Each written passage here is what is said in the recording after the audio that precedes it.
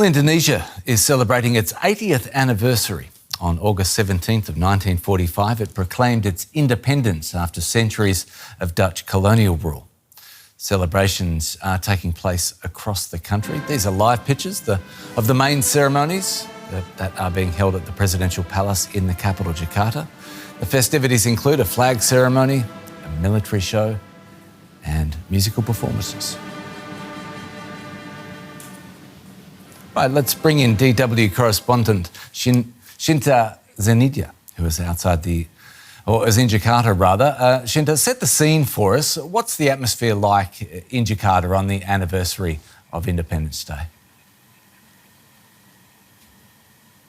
Yeah, I would say the atmosphere of the ceremonies this year felt symbolic for some reasons. The main one being that the ceremonies themselves are being held here in Jakarta instead of the supposed new capital, Nusantara. Now, President Prabowo's predecessor, Joko Widodo, actually held these flag ceremonies last year in Nusantara, and he set a new tradition, but apparently that tradition stopped this year. And that goes to show that Jakarta is still pretty much Indonesia's main stage, and that the new government wants to set a new tradition this year. And other than that, we've cruised through Jakarta and we've seen that the ceremonies and the festivities are as lively as ever. Cinta, what does this historic day mean in the context of a modern-day Indonesia?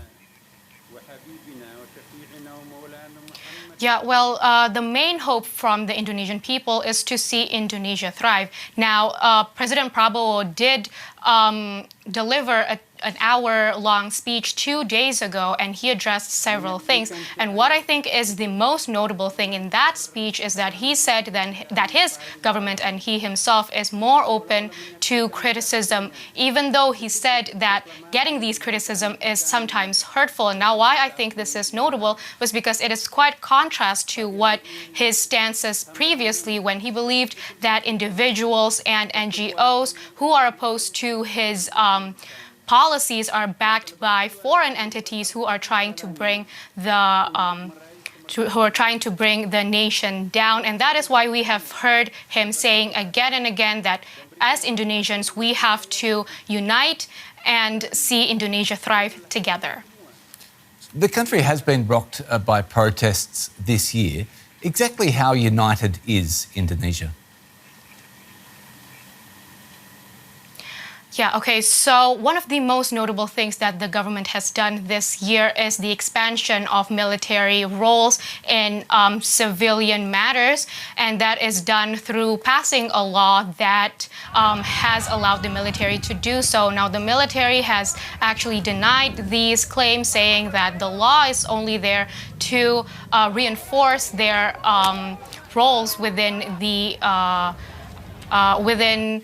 civilian matters. And of course, the public disagrees with this, seeing by how there has been more and more posts from the government that are being filled by active military members and not the retired ones. And this has set people to feel uneasy. And that is why we have seen a lot of massive protests wanting this law to be annulled. And ever since then, the theme of the Indonesian people has been to unite, to question the government's actions and policies.